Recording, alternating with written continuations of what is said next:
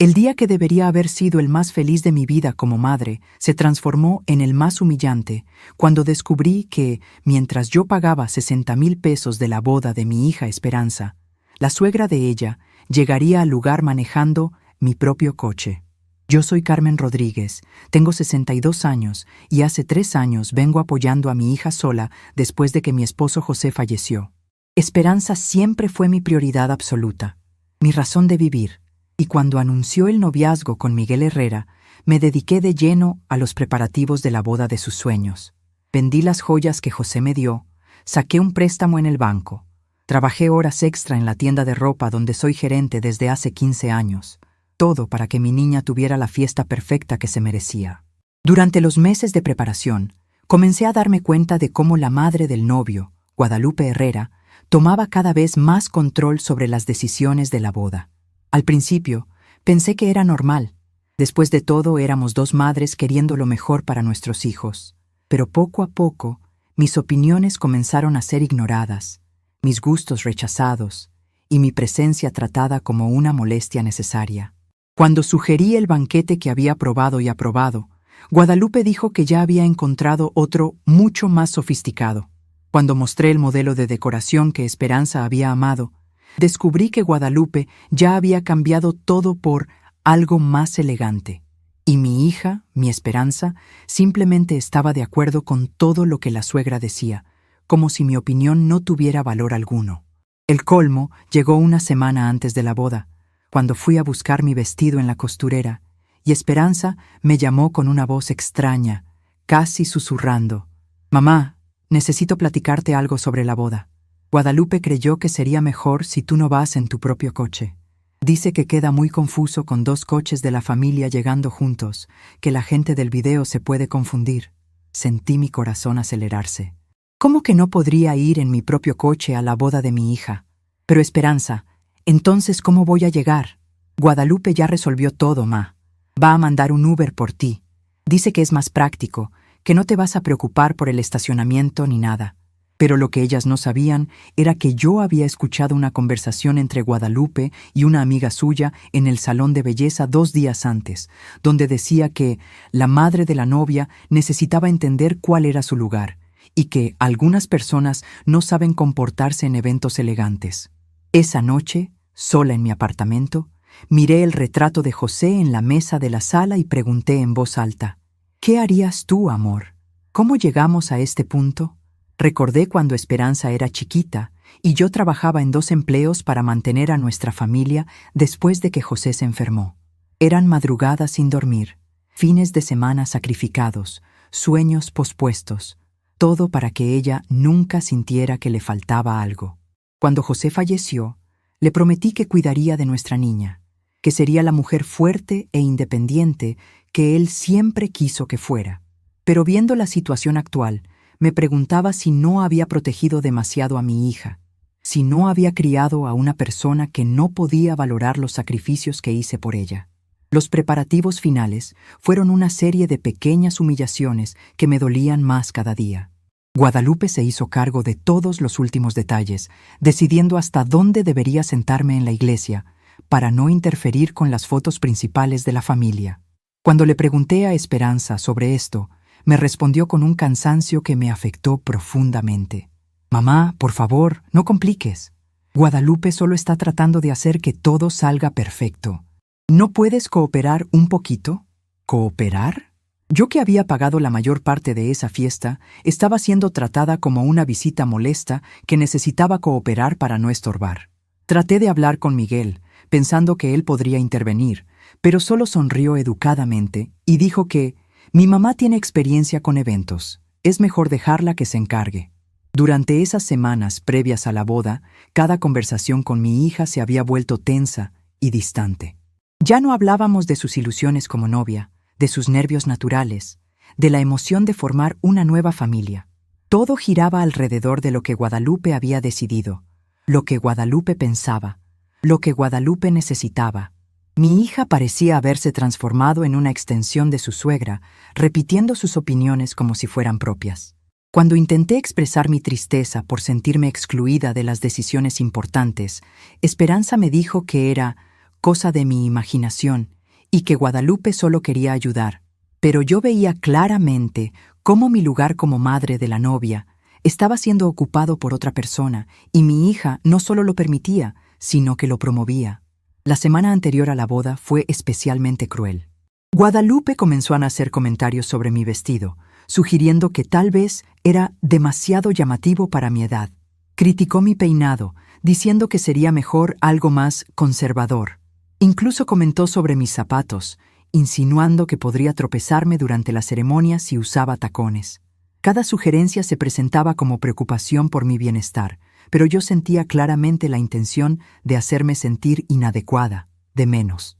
Esperanza no solo no me defendía, sino que parecía estar de acuerdo con todos estos comentarios, asintiendo cuando Guadalupe hablaba y mirándome como si realmente fuera una vieja tonta que necesitaba supervisión.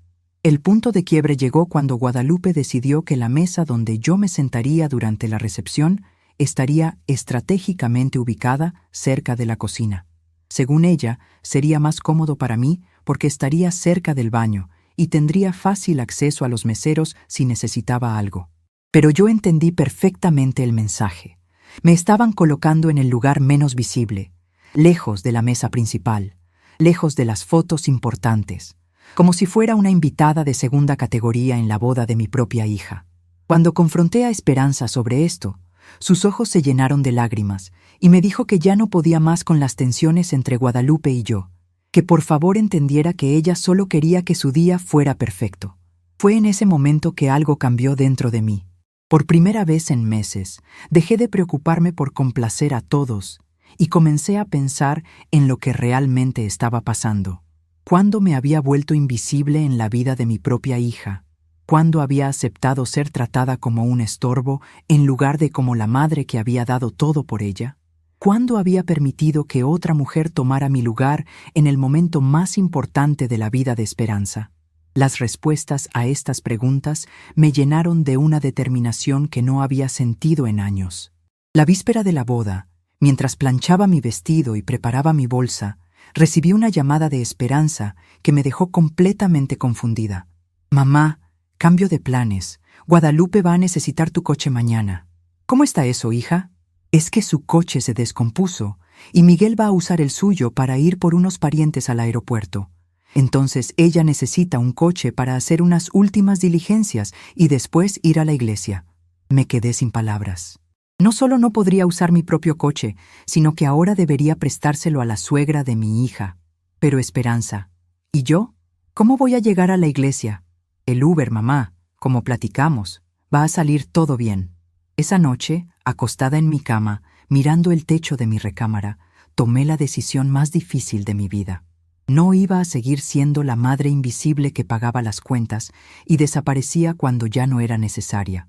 No iba a permitir que me trataran como un estorbo en el día más importante de mi hija.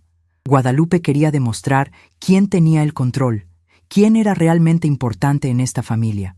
Pero lo que ella no sabía era que yo había aprendido muchas cosas durante mis años de trabajo. Y una de las más importantes era que el dinero habla más fuerte que las palabras. A las 5 de la mañana del día de la boda, me levanté con una calma extraña en el corazón. Me vestí con mi vestido azul marino, me calcé mis zapatos cómodos y tomé mi bolsa pequeña de piel. A las 7 de la mañana, como habíamos acordado, le entregué las llaves de mi coche a Guadalupe, quien ni siquiera me agradeció, solo dijo: «Espero que hayas cargado gasolina y lo hayas lavado». A las 8 me subí al Uber que Esperanza había pedido. Un coche sencillo, con olor a cigarro, manejado por un muchacho que ni sabía que estaba llevando a la madre de la novia. Mientras el coche se dirigía hacia la iglesia, miré por la ventana y sonreí por primera vez en semanas, porque sabía que pronto todos descubrirían que yo había aprendido a poner límites, aunque fuera en silencio. Durante el trayecto hacia la iglesia, reflexioné sobre todos los sacrificios que había hecho por Esperanza a lo largo de los años.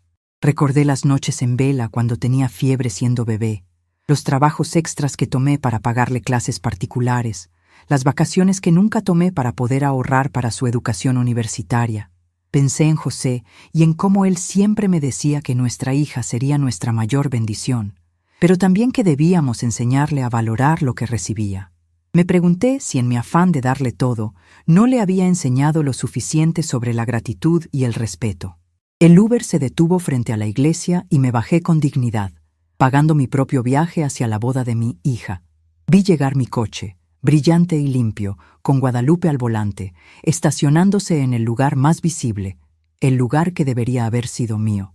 Ella se bajó con una sonrisa triunfante, saludando a los invitados como si fuera la madre de la novia, recibiendo felicitaciones por la organización perfecta de la boda.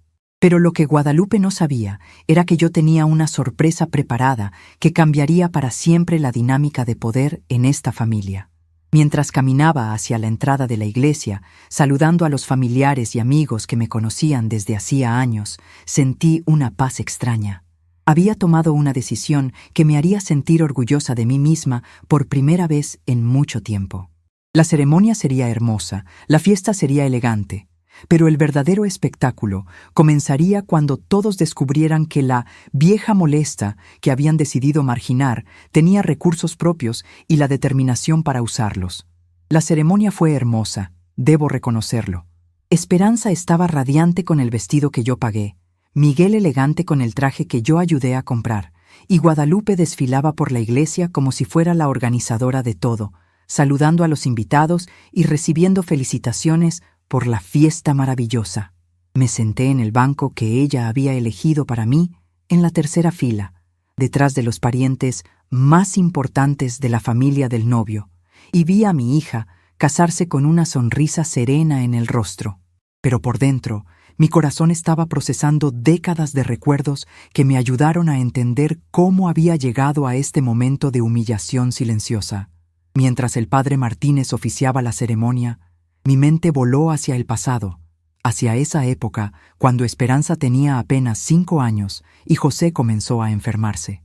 Recordé vívidamente aquella noche de diciembre, cuando él llegó a casa pálido y tembloroso, diciéndome que el doctor había encontrado algo preocupante en sus análisis. «Carmen, mi amor, van a ser tiempos difíciles», me dijo mientras me abrazaba en la cocina de nuestro pequeño departamento. «Pero juntos vamos a salir adelante». Esa fue la última vez que tuvimos una conversación sobre nuestro futuro sin la sombra de la enfermedad. Los 2 años siguientes fueron una prueba constante de resistencia. José ya no podía trabajar tiempo completo, así que yo tomé un segundo empleo en las tardes, vendiendo productos de belleza de casa en casa después de mi turno en la tienda de ropa.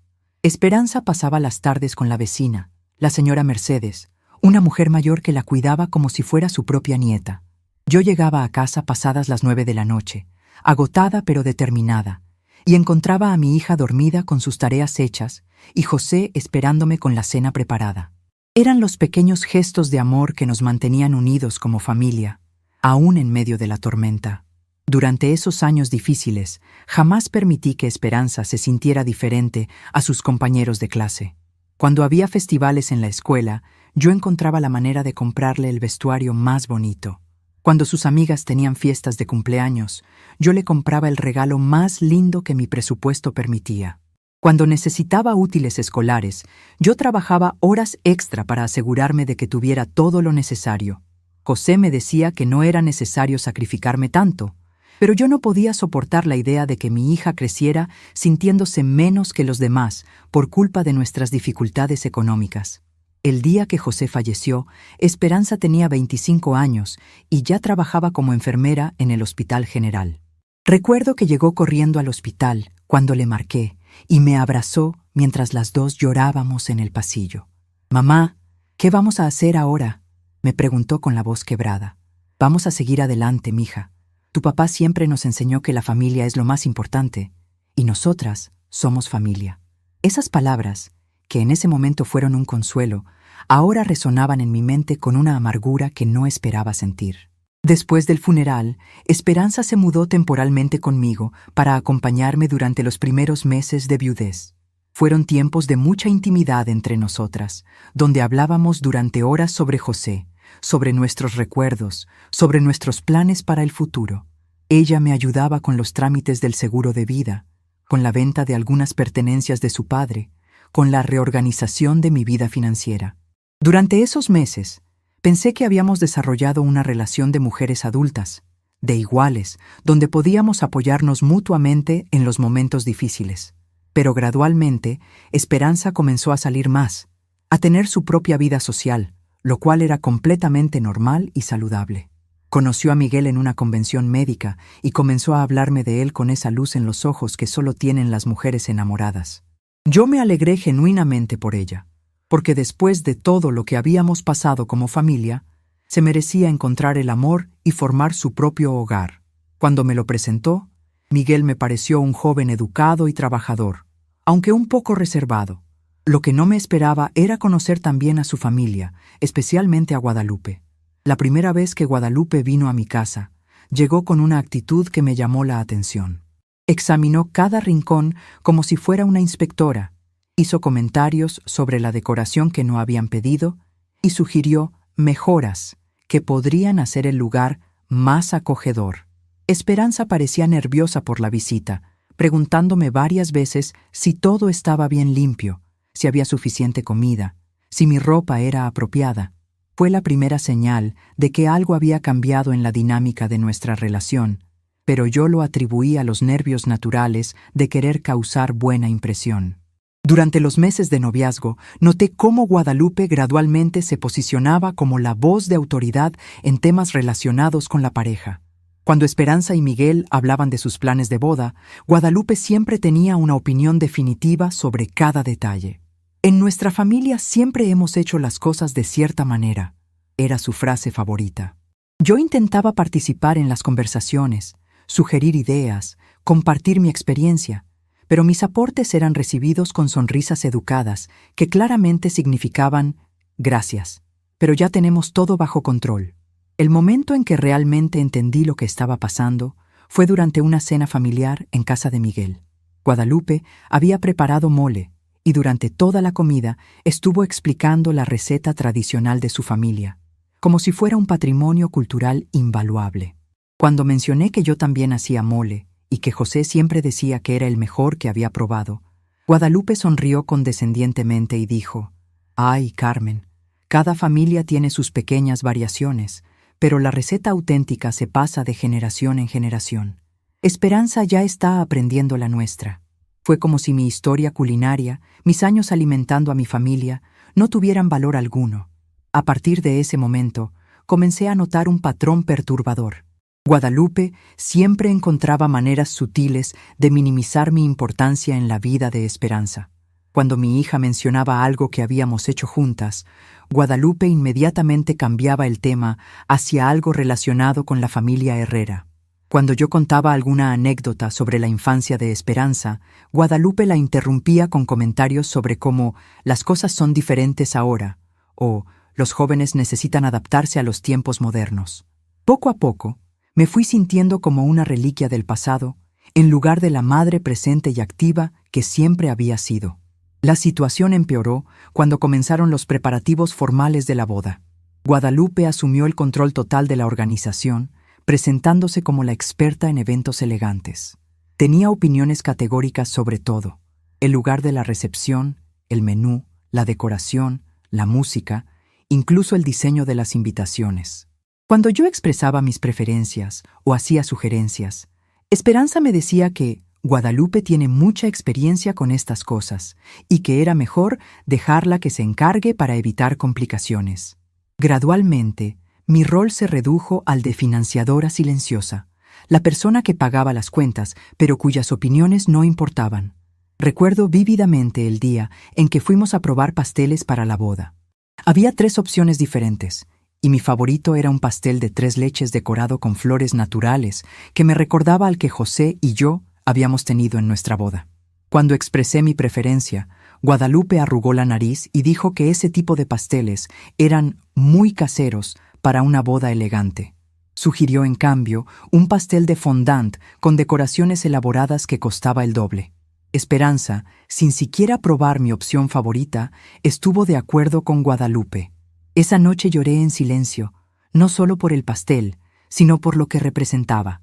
Mi opinión ya no tenía peso en las decisiones importantes de la vida de mi hija. La humillación llegó a su punto máximo cuando Guadalupe decidió que yo necesitaba orientación sobre el protocolo apropiado para la madre de la novia. Me invitó a tomar café, y con una sonrisa que no llegaba a sus ojos, me explicó que había ciertas expectativas sobre mi comportamiento durante la boda. Me dijo que era importante que yo no opacara a la madre del novio, que mantuviera un perfil bajo durante la ceremonia y la recepción. Incluso me sugirió que sería mejor si yo no diera un discurso durante la cena, porque podría resultar emotivo de manera inapropiada. Cuando le conté esto a Esperanza, ella me dijo que Guadalupe solo estaba tratando de ayudar y que tal vez tenía razón sobre mantener las cosas simples. Durante todo este proceso, intenté mantener la compostura y la dignidad, recordando las palabras de José sobre la importancia de la familia, pero cada pequeña humillación se acumulaba como gotas de agua que eventualmente llenan un vaso hasta desbordarlo. La gota final fue cuando me enteré, de manera casual durante una conversación telefónica entre Esperanza y una amiga, que Guadalupe había estado diciéndole a la gente que ella era quien realmente estaba organizando la boda porque yo no tenía experiencia con eventos sociales de ese nivel. Esa noche, sentada en la sala de mi apartamento, mirando las fotos de José y recordando todos nuestros años juntos, tomé la decisión que cambiaría todo. Al día siguiente fui al banco donde tenía mis ahorros y hablé con el gerente, don Carlos Mendoza, quien me conocía desde hacía años. Le expliqué mi situación y le pedí que me ayudara a organizar mis finanzas de una manera muy específica. Separé exactamente la cantidad que había gastado en las cosas que yo había elegido personalmente para la boda: el vestido de Esperanza, las argollas, la iglesia y parte de la decoración original que habíamos escogido juntas. El resto, todo lo que Guadalupe había cambiado y decidido sin consultarme, lo aparté en una cuenta diferente. Don Carlos me miró con una sonrisa comprensiva y me dijo: «Señora Carmen, me parece una decisión muy inteligente». Esa misma tarde fui al notario y actualicé mi testamento. No por venganza, sino porque me di cuenta de que necesitaba proteger el fruto de mi trabajo de una hija que tal vez no sabía valorar verdaderamente lo que recibiría. Incluí a algunas instituciones de caridad junto con Esperanza como beneficiarias. También redacté un documento donde especificaba exactamente cuánto había gastado en la boda y cuáles habían sido mis contribuciones reales versus las decisiones tomadas por otras personas. Quería que quedara claro, por escrito, cuál había sido mi participación real en este evento que se suponía era una celebración de mi familia. Durante los últimos días antes de la boda, observé a Guadalupe con nuevos ojos. La vi dirigir a los proveedores como si fuera la dueña del evento, recibir felicitaciones por la organización perfecta, como si hubiera pagado cada centavo, y tratar a mi hija como si fuera su propia hija que finalmente se casaba. También observé a Esperanza, quien parecía haber adoptado completamente las maneras y opiniones de su suegra, hablando de nuestra tradición familiar, refiriéndose a costumbres de los Herrera, y minimizando cualquier referencia a nuestras propias tradiciones familiares. La mañana de la boda, mientras me preparaba en mi habitación, sentí una calma extraña. Ya no estaba nerviosa ni ansiosa por complacer a nadie. Había tomado decisiones que me harían sentir orgullosa de mí misma, independientemente de las consecuencias. Me vestí con cuidado, no para impresionar a Guadalupe o para cumplir con sus expectativas, sino para honrar a José y para representar dignamente los valores que él y yo habíamos inculcado en nuestra familia durante tantos años. Cuando sonó el teléfono y era el conductor del Uber avisando que ya había llegado, tomé mi bolsa, miré una vez más el retrato de José en mi mesa de noche y le susurré: «Amor, espero que estés orgulloso de lo que voy a hacer hoy». Salí de mi casa sabiendo que este día marcaría un antes y un después en mi relación con mi hija, pero también sabiendo que finalmente estaba recuperando mi dignidad y mi valor como persona. El verdadero espectáculo aún no había comenzado, pero yo ya me sentía como la protagonista de mi propia historia en lugar de ser una actriz secundaria en la obra de otra persona. La recepción fue exactamente como Guadalupe la había planeado: elegante, sofisticada y completamente ajena a mis gustos personales.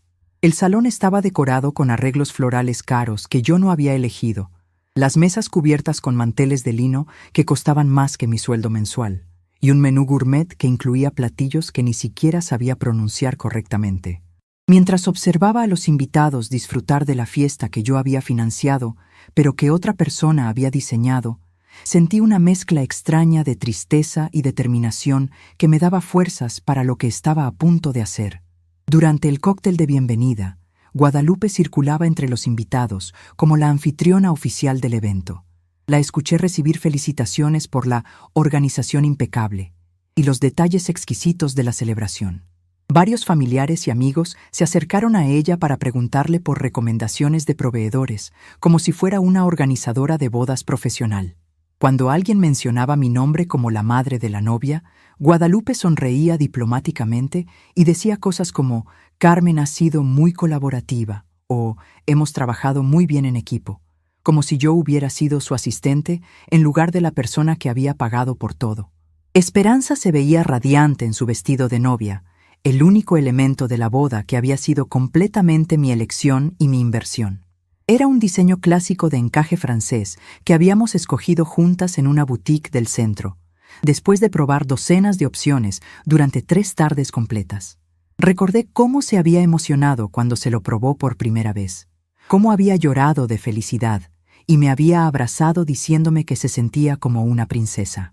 Ahora, viéndola recibir felicitaciones por lo hermosa que se veía, me pregunté si recordaba quién había hecho posible que tuviera ese vestido de ensueño.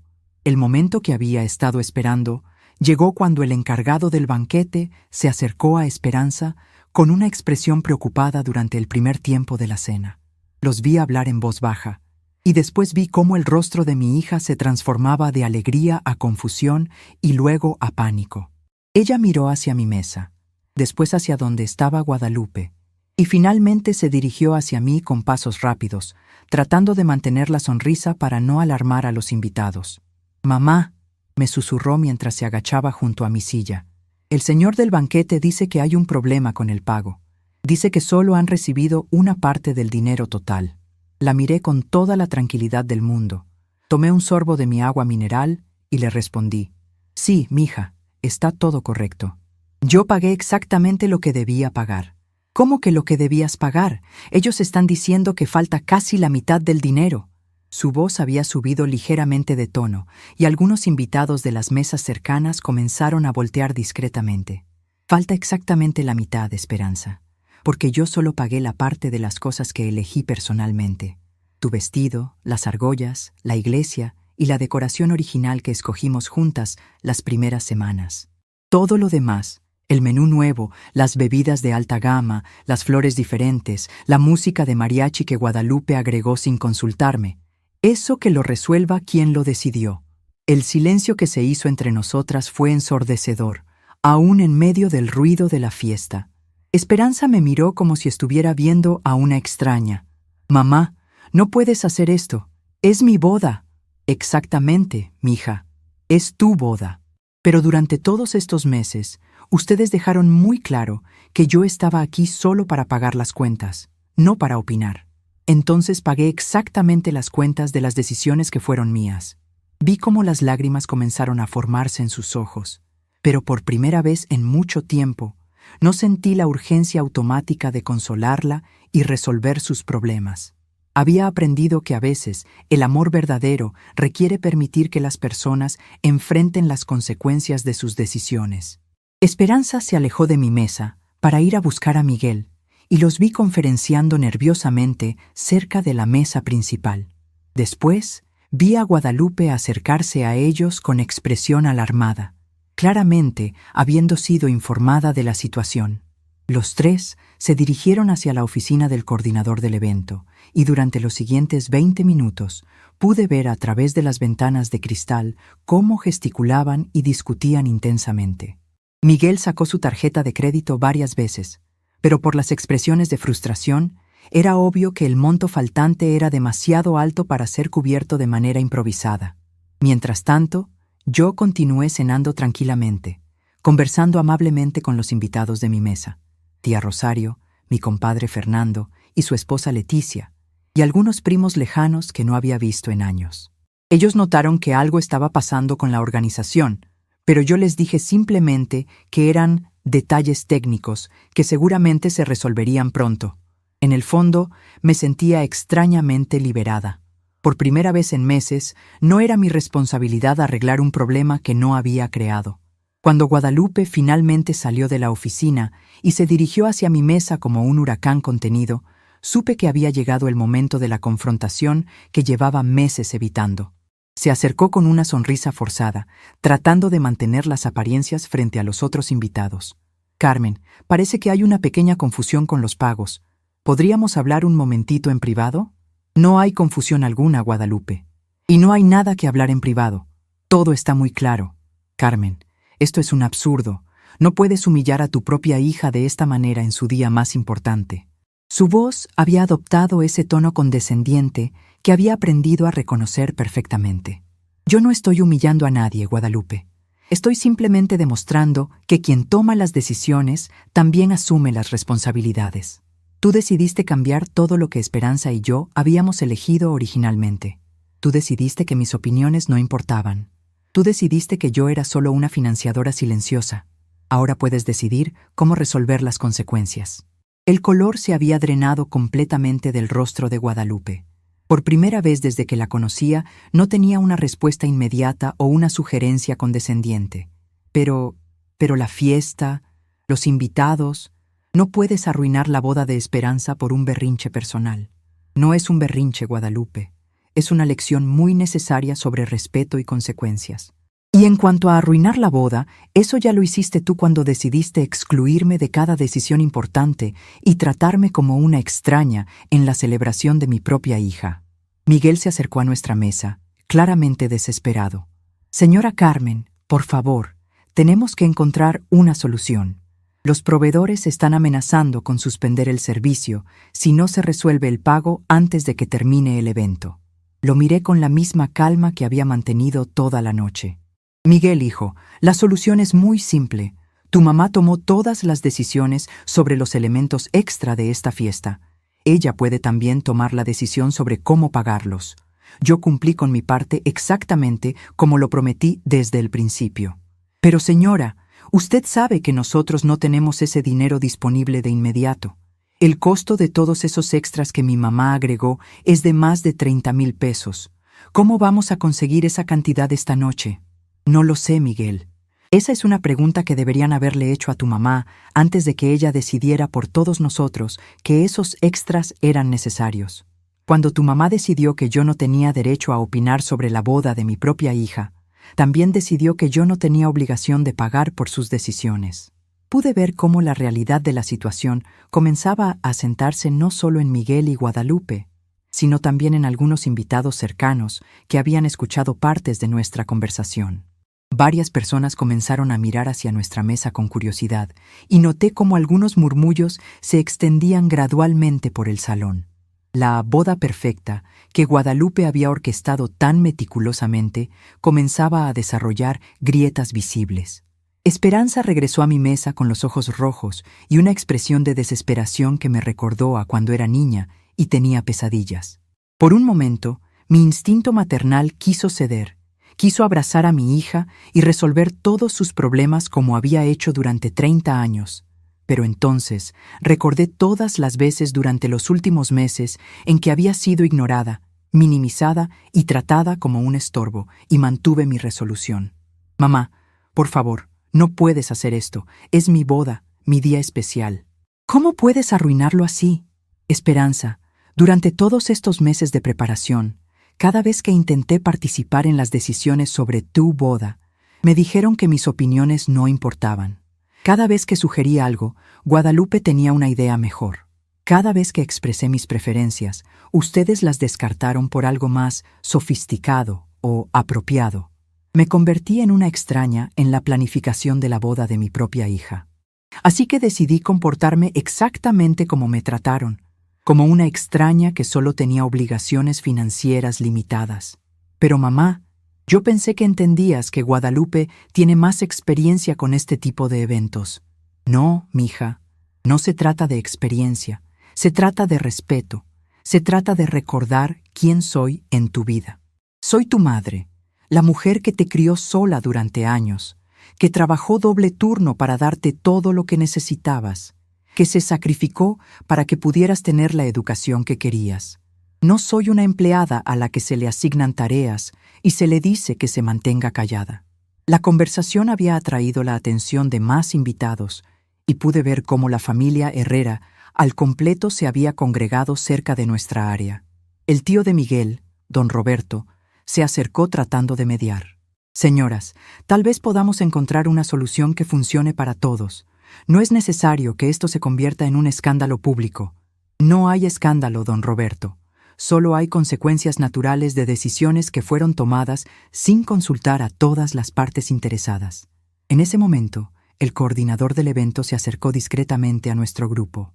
Disculpen la interrupción, pero necesitamos resolver esta situación inmediatamente. Los músicos del mariachi están preguntando si van a tocar el segundo set.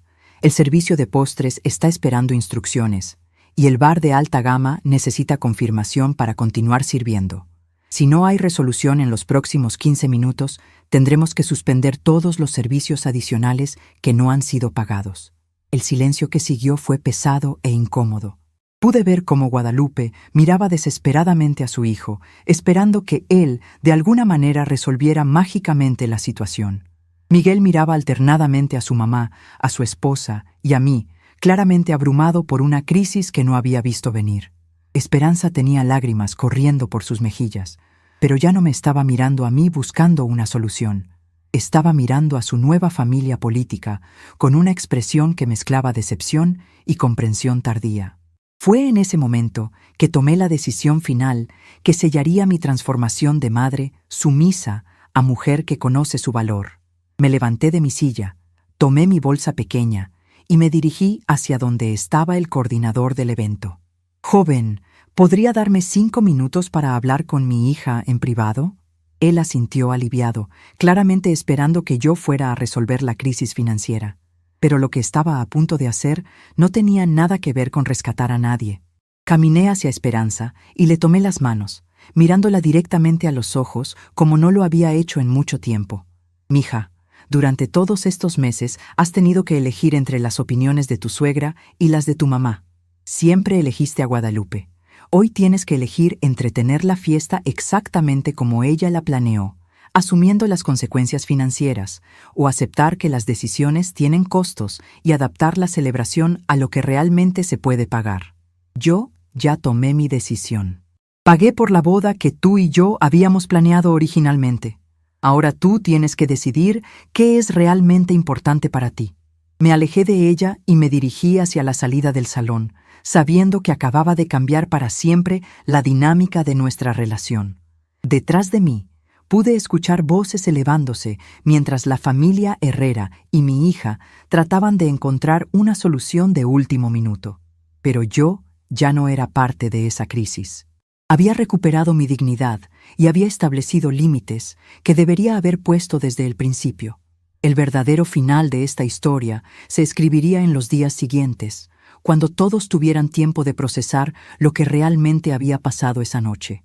Salí del salón de fiestas con la cabeza en alto y el corazón tranquilo por primera vez en meses. Afuera, la noche estaba fresca y las estrellas brillaban con una claridad que no había notado en mucho tiempo. Llamé un taxi desde mi teléfono y mientras esperaba, pude escuchar a través de las ventanas del salón el murmullo de voces elevadas y conversaciones intensas. Era el sonido de una familia enfrentando una realidad que había estado evitando durante mucho tiempo. No sentí culpa ni remordimiento, solo una profunda sensación de alivio por haber recuperado finalmente mi dignidad.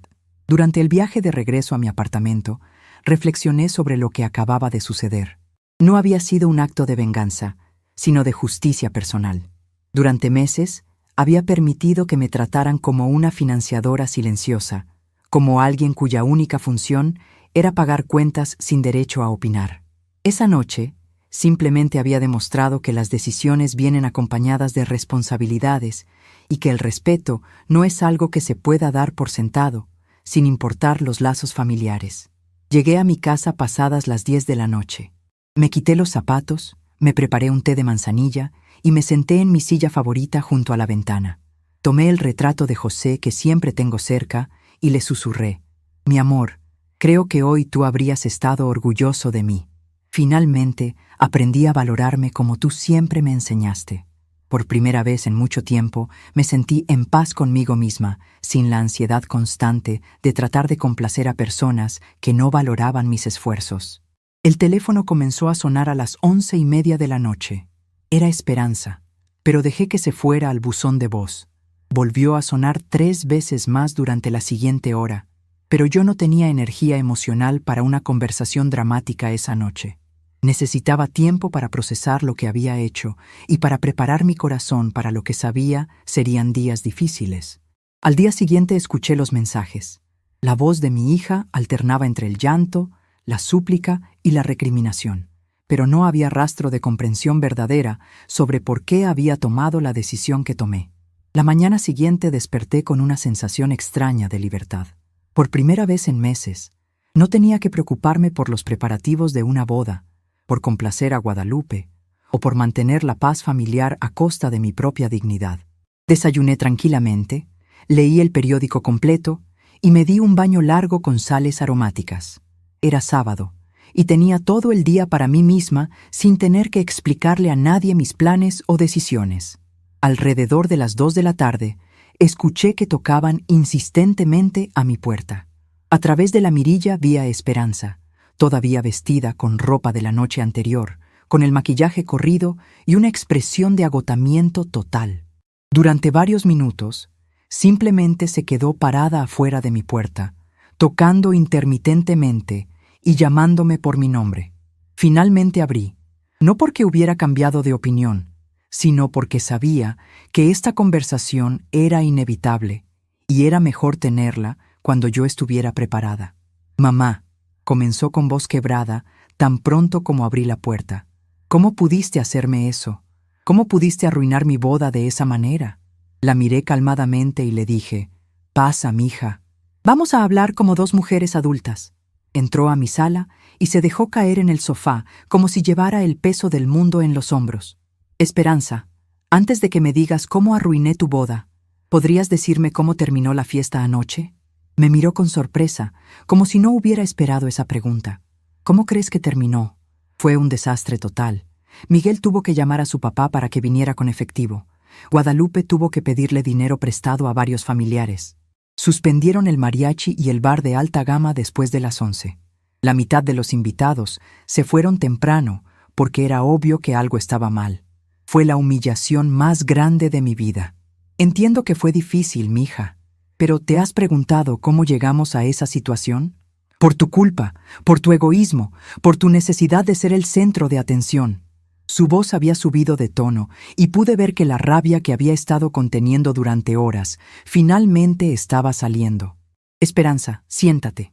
Vamos a repasar exactamente lo que pasó durante estos meses de preparación y tú me vas a decir en qué momento yo traté de ser el centro de atención». La miré firmemente hasta que se calmó lo suficiente para sentarse nuevamente. «Cuando sugerí el banquete que habíamos probado juntas y que a ti te había gustado, ¿qué pasó?» Hubo un silencio largo. Guadalupe dijo que había encontrado uno mejor. «¿Y mi opinión qué importancia tuvo en esa decisión?» Otro silencio. «Cuando elegimos la decoración original que tanto te había emocionado, ¿qué pasó después?» Guadalupe dijo que tenía ideas más elegantes. ¿Y a mí me consultaron sobre esos cambios? No, pero no hay peros, Esperanza. Durante meses, cada decisión que yo había tomado contigo fue descartada por las preferencias de Guadalupe. Cada sugerencia mía fue rechazada por algo mejor que ella propuso. Mi lugar como tu madre fue gradualmente ocupado por tu suegra, y tú no solo lo permitiste, sino que lo promoviste. ¿Y ahora me reclamas que no pagué por decisiones en las que no tuve participación?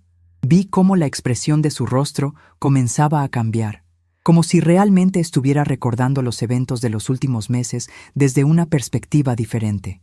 Pero mamá, Guadalupe tiene mucha experiencia organizando eventos. Esperanza, no se trata de experiencia, se trata de respeto. Cuando decidieron que yo no tenía derecho a opinar sobre la boda de mi propia hija, también decidieron que yo no tenía obligación de financiar esas decisiones. Pero tú sabías que nosotros no podíamos pagar todo eso. Sabías que dependíamos de tu ayuda. Claro que lo sabía. Por eso pagué exactamente lo que había prometido desde el principio. tu vestido, las argollas, la iglesia y la celebración original que tú y yo habíamos planeado. Todo lo que Guadalupe agregó sin consultarme, eso era responsabilidad de quien lo decidió. Esperanza se quedó callada por un largo momento, procesando esta perspectiva que aparentemente no había considerado antes. ¿Y qué quieres que haga ahora, mamá? ¿Que me divorcie? ¿Que rompa con la familia de Miguel por tu berrinche? No fue un berrinche, Esperanza. Fue una lección necesaria sobre límites y respeto. Y en cuanto a lo que quiero que hagas, quiero que pienses muy seriamente sobre el tipo de relación que quieres tener conmigo de ahora en adelante. Porque ya no voy a aceptar ser tratada como un cajero automático que no tiene derecho a opinar. Pero mamá, ¿no entiendes que Guadalupe solo estaba tratando de ayudar? Ella tiene buenas intenciones. Esperanza, las buenas intenciones no justifican la falta de respeto. Y el hecho de que tú sigas defendiendo a alguien que sistemáticamente me excluyó de las decisiones importantes sobre tu boda, me dice mucho sobre tus prioridades. Pude ver cómo mis palabras realmente la estaban afectando, como si fuera la primera vez que alguien le presentaba la situación desde mi perspectiva.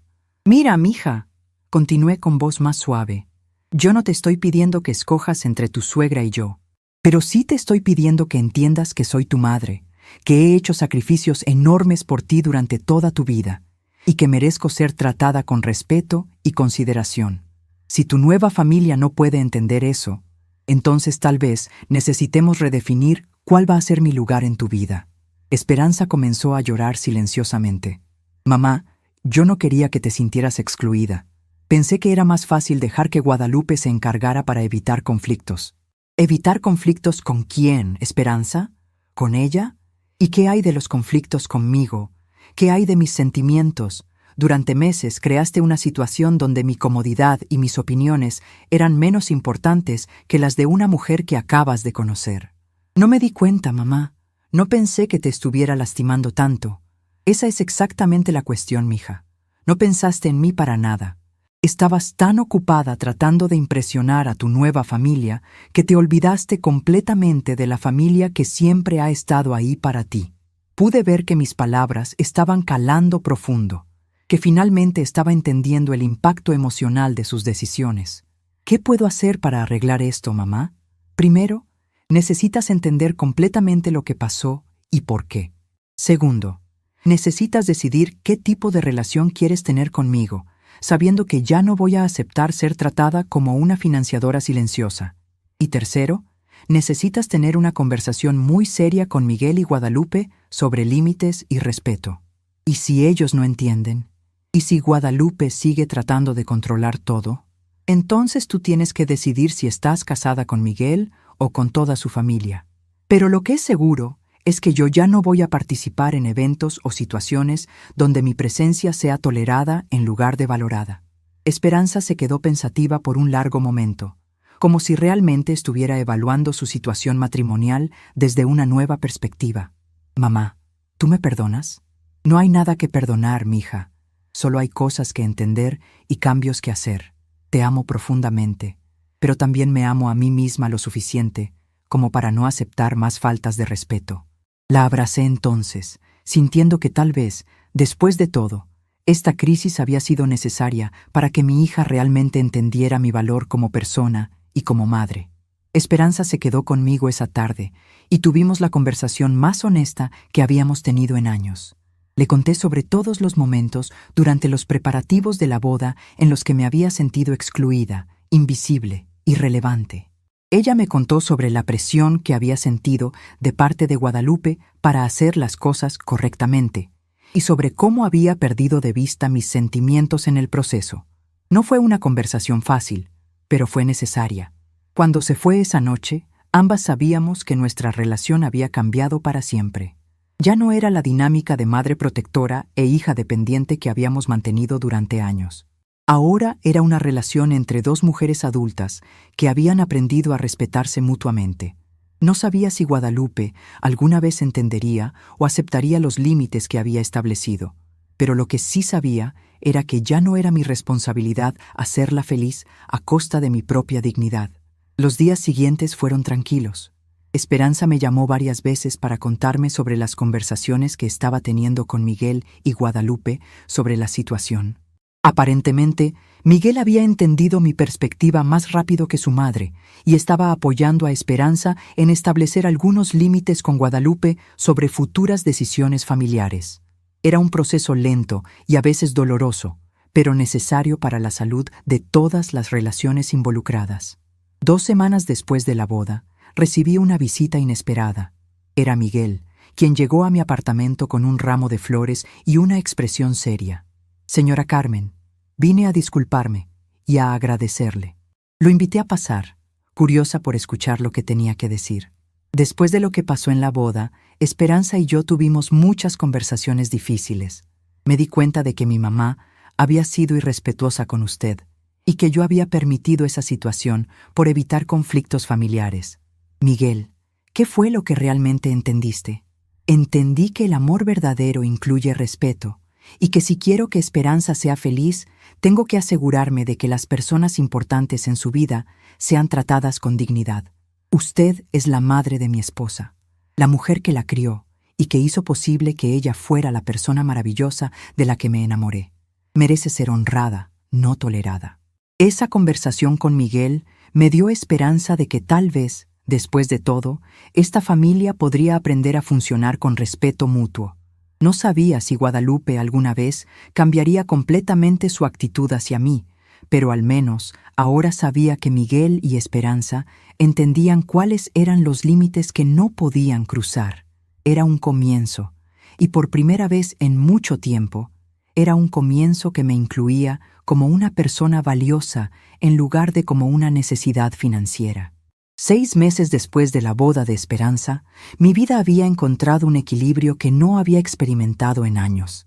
Las mañanas comenzaban ahora con el ritual tranquilo de preparar café mientras escuchaba el noticiero, sin la ansiedad constante de preguntarme qué crisis familiar tendría que resolver ese día.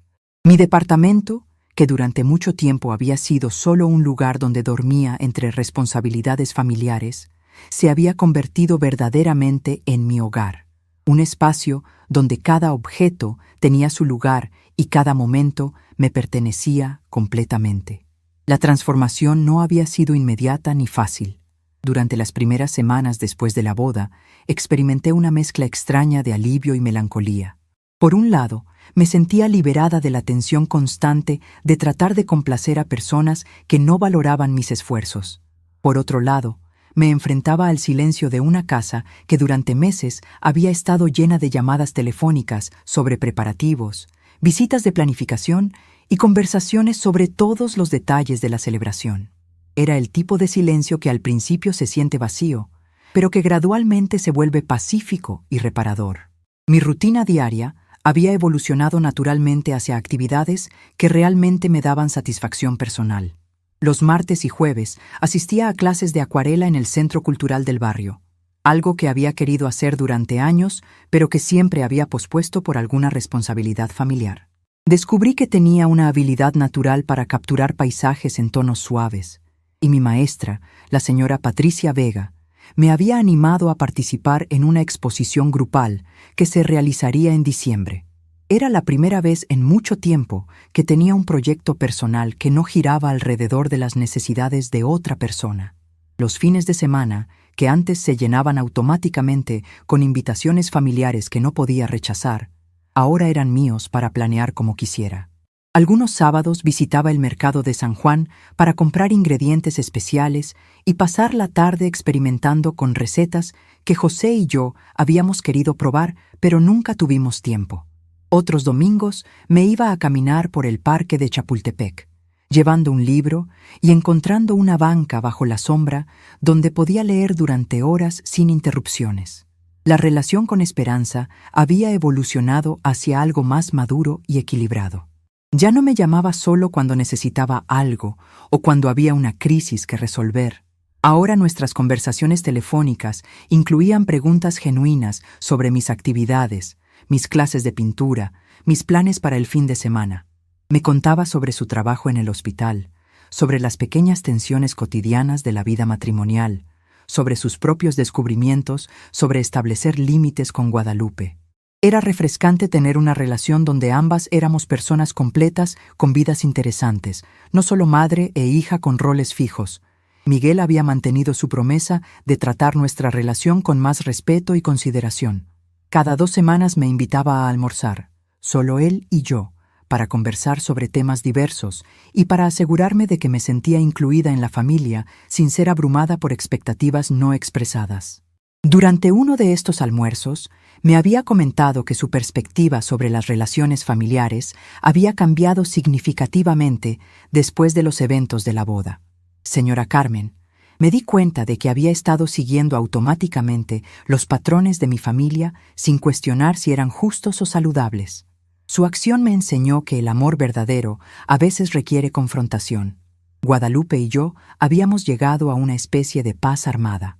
No éramos amigas, y probablemente nunca lo seríamos, pero habíamos establecido un protocolo de cortesía mutua que funcionaba para todas las partes involucradas. Ella había entendido, finalmente, que yo no era una mujer que se podía intimidar o marginar, y yo había entendido que ella probablemente nunca cambiaría completamente su personalidad controladora. La diferencia era que ahora existían límites claros que protegían mi dignidad y consecuencias predecibles si esos límites eran cruzados. Durante las reuniones familiares, que ahora ocurrían máximo una vez al mes, y con mi participación completamente voluntaria, Guadalupe había adoptado un tono más neutral conmigo. Ya no hacía comentarios condescendientes sobre mis opiniones o sugerencias no solicitadas sobre mi apariencia o comportamiento. Tampoco trataba de tomar control absoluto de las conversaciones o decisiones grupales. Era un cambio sutil pero significativo que había mejorado considerablemente la dinámica familiar para todos. Una tarde de octubre, mientras regaba las plantas de mi pequeño jardín en macetas en el balcón, reflexioné sobre cómo había cambiado mi perspectiva sobre el concepto de familia. Durante años, había creído que el amor familiar significaba aceptar cualquier comportamiento y sacrificar mi bienestar por la armonía grupal. Ahora entendía que el amor verdadero incluye límites saludables, respeto mutuo y la valentía de defender la propia dignidad. La familia que había construido ahora era más pequeña, pero más auténtica, basada en el respeto genuino en lugar de en la obligación y la culpa. Mi vida social también había experimentado una transformación positiva. Las amigas que había descuidado durante los meses intensos de preparación de la boda habían recibido mis disculpas y mi explicación sobre lo que había estado pasando. La mayoría había entendido perfectamente mi situación, y varias me habían contado historias similares sobre sus propias experiencias con suegras controladoras o hijos que habían perdido la perspectiva sobre el respeto hacia los padres. Estas conversaciones me habían ayudado a entender que mi experiencia no era única y que mi respuesta había sido más común y justificada de lo que había pensado inicialmente.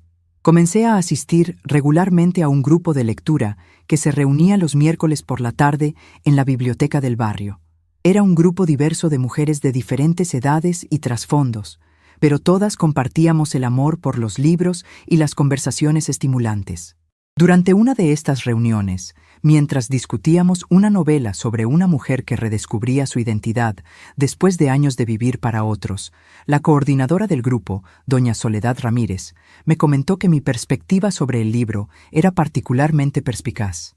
Carmen, hablas como alguien que realmente entiende lo que significa recuperar tu propio poder. Le agradecí el comentario y me di cuenta de que tenía razón. Finalmente entendía lo que significaba vivir desde mi propia fuerza interior. Los domingos se habían convertido en mi día favorito de la semana. Era el día que dedicaba completamente a mi bienestar personal. Me levantaba tarde, preparaba un desayuno especial, leía el periódico completo mientras tomaba café, y después decidía espontáneamente qué actividad me apetecía hacer. A veces era caminar por diferentes barrios de la ciudad que no conocía bien. Otras veces era quedarme en casa organizando mis fotografías en álbumes o simplemente sentarme en mi balcón a observar el movimiento de la calle mientras trabajaba en mi bordado. Una de esas tardes dominicales de noviembre, mientras organizaba algunas cajas de recuerdos que había estado posponiendo por meses, encontré las cartas que José me había escrito durante nuestro noviazgo. Al leerlas nuevamente después de tantos años, me llamó la atención una frase que él había escrito en una de las últimas cartas antes de que nos casáramos. Carmen, mi amor, espero que siempre recuerdes que eres valiosa por quien eres, no solo por lo que haces por otros. Nunca permitas que nadie, ni siquiera yo, te haga sentir que tu valor depende de cuánto te sacrificas. Esas palabras me conmovieron profundamente porque me di cuenta de que, durante los meses previos a la boda de Esperanza, había olvidado completamente esa lección tan importante. Me había convertido en alguien que medía su valor únicamente por su capacidad de resolver problemas y financiar sueños ajenos, perdiendo de vista que mi opinión, mis sentimientos y mi dignidad tenían valor inherente. La crisis de la boda, aunque dolorosa, me había forzado a recordar quién era realmente y qué merecía en mis relaciones personales. Durante las fiestas navideñas, experimenté por primera vez en años la tranquilidad de celebrar sin drama familiar o expectativas agotadoras. Esperanza y Miguel me invitaron a la cena de Nochebuena en casa de los Herrera, pero yo elegí declinar educadamente y en su lugar organicé una pequeña reunión en mi departamento con mis amigas del grupo de lectura. Fue una noche llena de conversaciones interesantes, risas genuinas y la satisfacción de ser anfitriona en mis propios términos. Esperanza me llamó esa noche para desearme feliz Navidad y para decirme que respetaba mi decisión, lo cual me confirmó que ella realmente había entendido las lecciones de los meses anteriores. En enero, decidí hacer algo que había estado considerando durante semanas: escribir una carta dirigida a mujeres que pudieran estar pasando por situaciones similares a la mía. No tenía planes específicos de publicarla, pero sentía la necesidad de articular las lecciones que había aprendido durante este proceso de recuperar mi dignidad personal.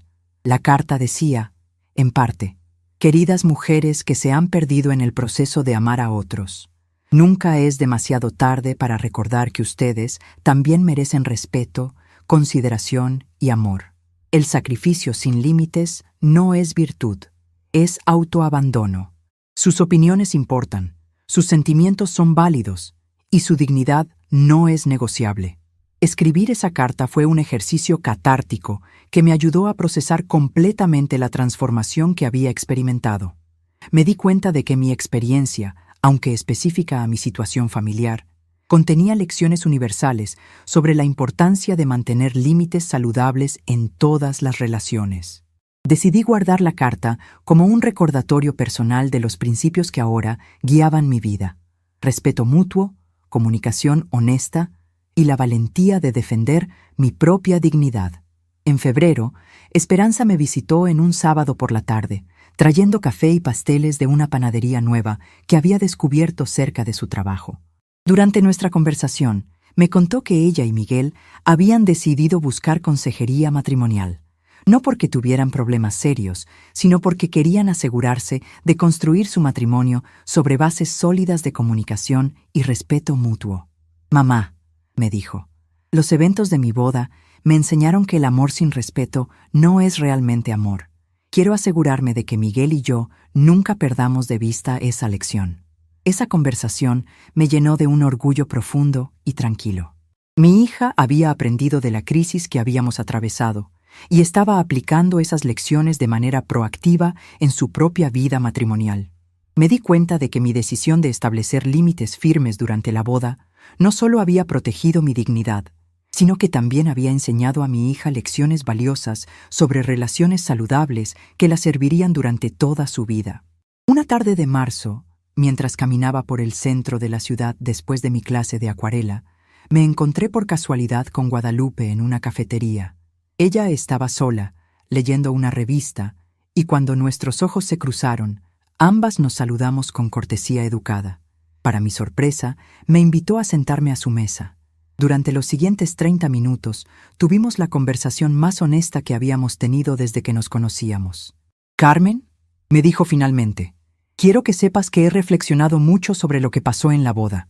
Al principio estaba molesta, pero con el tiempo he llegado a entender tu perspectiva.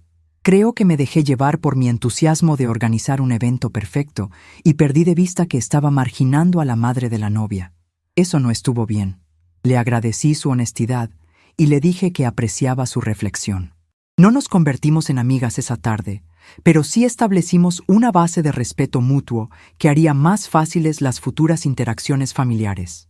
Ahora, sentada en mi balcón en esta tarde de abril, observando cómo las plantas que sembré después de la boda han crecido y florecido, siento una profunda satisfacción con la vida que he construido durante estos meses.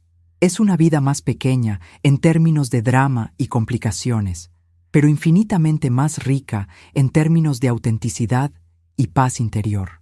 He aprendido que el silencio que elegimos mantener puede ser más poderoso que las palabras que nos vemos obligadas a decir para complacer a otros. Mi relación con Esperanza es ahora más sólida que nunca, precisamente porque está basada en respeto mutuo en lugar de en patrones automáticos de sacrificio y dependencia. Miguel se ha convertido en un yerno verdadero, alguien que me ve como una persona valiosa y no solo como un accesorio familiar. Incluso mi relación con Guadalupe ha encontrado un equilibrio civilizado que permite la convivencia sin conflicto. Más importante aún, he recuperado mi relación conmigo misma. Cada mañana me despierto sabiendo que mis decisiones de ese día serán tomadas considerando mi propio bienestar junto con el de las personas que amo. Ya no vivo en piloto automático, sacrificándome sin límites por un concepto distorsionado de lo que significa ser una buena madre o una buena persona. He aprendido que la bondad genuina incluye la bondad hacia una misma. A veces, cuando estoy regando mis plantas o preparando la cena solo para mí, pienso en José y en lo orgulloso que estaría de ver cómo he aprendido a valorarme como él siempre me enseñó. He convertido su apartamento en un hogar lleno de luz, arte, libros y la tranquilidad que viene de vivir auténticamente. Es una vida que él habría aprobado completamente. Una vida vivida con dignidad, propósito y la serenidad que viene de conocer el propio valor. Ayer, Esperanza me llamó para contarme que ella y Miguel habían decidido tomarse unas vacaciones solos, solo los dos, para celebrar su primer aniversario de bodas. Me pidió que les recomendara un lugar romántico para ir, confiando en mi experiencia y mis opiniones de una manera que no había hecho en mucho tiempo. Después de colgar el teléfono, sonreí al darme cuenta de que había recuperado completamente mi lugar como una persona cuyas opiniones son valoradas y respetadas. Esta noche, mientras escribo en mi diario personal reflexiones sobre este año de transformación, puedo decir con certeza que las decisiones más difíciles a veces producen los resultados más liberadores. A veces, el mayor recomienzo es el silencio que elegimos mantener, el espacio que creamos para que nuestro verdadero valor sea reconocido y respetado.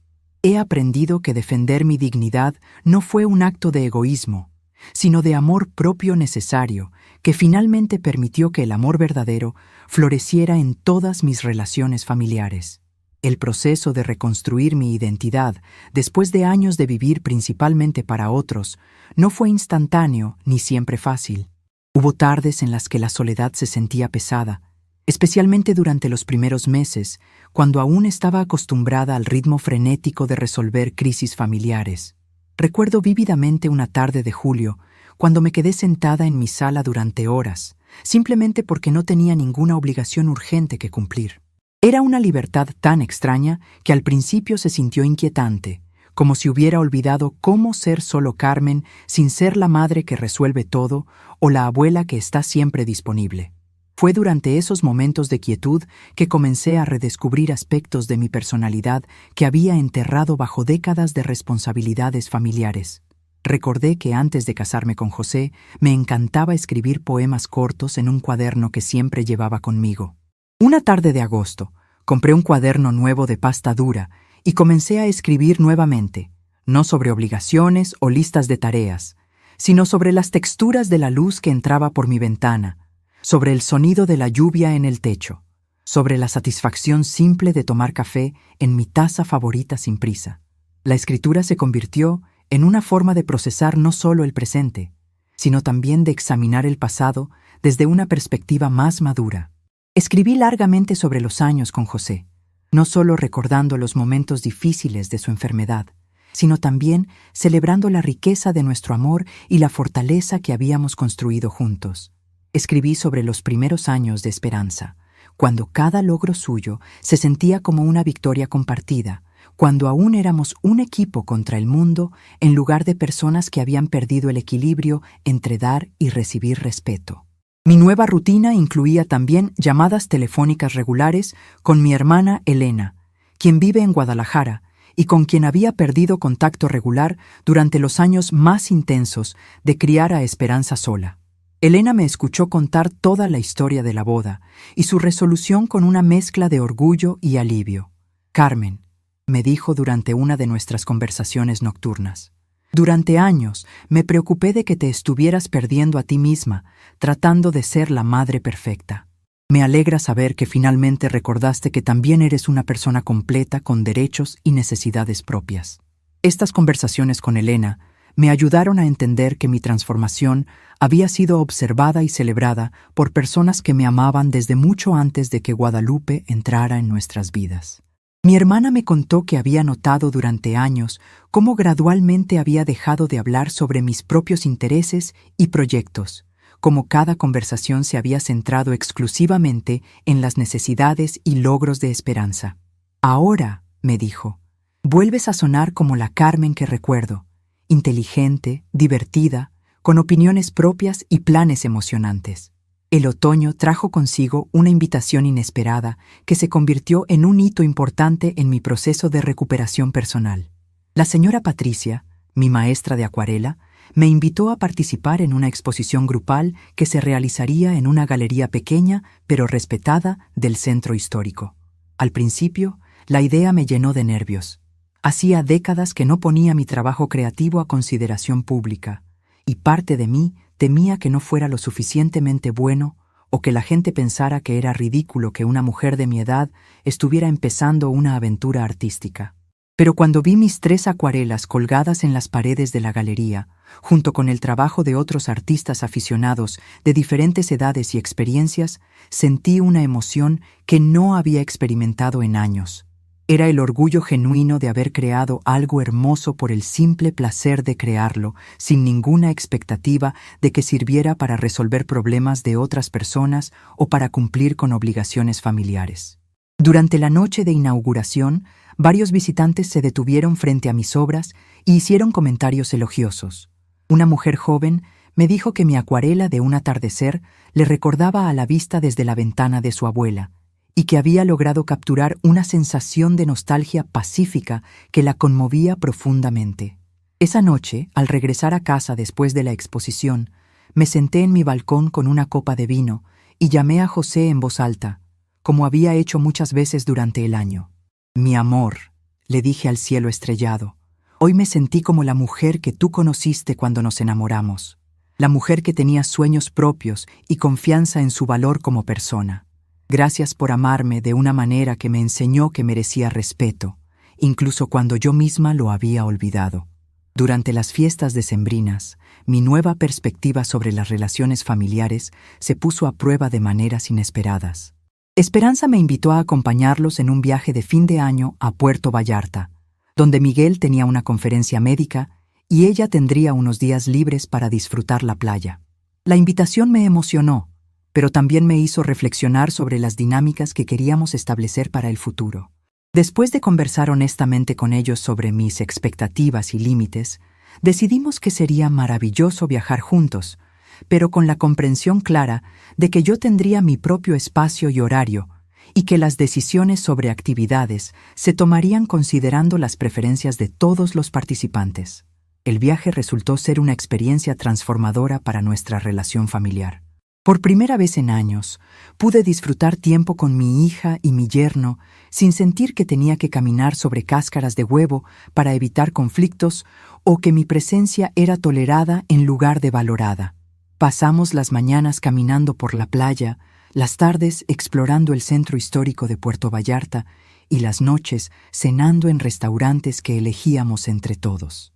Miguel se mostró genuinamente interesado en mis opiniones sobre los lugares que visitábamos, y Esperanza me consultaba naturalmente sobre sus decisiones, desde qué vestido ponerse para la cena hasta qué recuerdos comprar para sus amigas del hospital. Durante una de esas noches, mientras cenábamos en un restaurante con vista al mar, Esperanza me tomó la mano y me dijo: «Mamá, me da mucha alegría verte tan feliz y tranquila. Durante mucho tiempo pensé que tu felicidad dependía de que yo fuera perfecta y de que nunca tuviera problemas. Ahora entiendo que tu felicidad depende de que seas respetada y valorada como la mujer increíble que eres». Esas palabras me llenaron de una satisfacción profunda porque confirmaron que mi hija finalmente había entendido las lecciones más importantes de nuestra crisis familiar. Al regresar del viaje, me di cuenta de que había cruzado definitivamente hacia una nueva etapa de mi vida. Ya no me definía principalmente por mi rol como madre, aunque seguía siendo una parte importante de mi identidad. Ahora me veía como Carmen Rodríguez, una mujer de 63 años con intereses diversos, amistades genuinas, proyectos creativos y la sabiduría que viene de haber navegado crisis difíciles con gracia y determinación. Era una identidad más compleja y satisfactoria que la que había tenido en años. La primavera siguiente trajo consigo nuevas oportunidades y decisiones emocionantes. Patricia me sugirió que considerara tomar un taller de cerámica que se ofrecía los sábados en el mismo centro cultural. También me invitó a unirme a un grupo de mujeres artistas que se reunían mensualmente para compartir sus trabajos y organizar exposiciones conjuntas. Estas invitaciones representaban la posibilidad de expandir aún más mi círculo social y mis habilidades creativas, perspectivas que me emocionaban profundamente. Pero quizás el cambio más significativo fue la paz interior que había desarrollado. Ya no me despertaba con ansiedad, preguntándome qué crisis familiar tendría que manejar ese día. Ya no pasaba noches enteras preocupándome por haber dicho algo incorrecto o por no haber cumplido con expectativas no expresadas. En su lugar, mis días comenzaban con curiosidad tranquila sobre qué proyectos desarrollaría, qué libros leería, qué conversaciones interesantes tendría con mis amigas, qué nuevas técnicas de pintura exploraría. Esta transformación había sido posible porque finalmente había aprendido la diferencia entre amar generosamente y sacrificarse destructivamente. Amar a Esperanza ahora incluía enseñarle, a través del ejemplo, cómo mantener límites saludables en sus propias relaciones. Amar a mi familia ahora significaba contribuir a ella desde un lugar de fortaleza y autenticidad en lugar de desde un lugar de autonegación y resentimiento acumulado. A veces, el mayor recomienzo es el silencio que elegimos mantener, el espacio que creamos para que nuestro verdadero valor sea reconocido y respetado. He aprendido que defender mi dignidad no fue un acto de egoísmo, sino de amor propio necesario que finalmente permitió que el amor verdadero floreciera en todas mis relaciones familiares. Estamos curiosos para saber hasta dónde esta historia llegó. ¿De dónde estás viendo? Comenta abajo.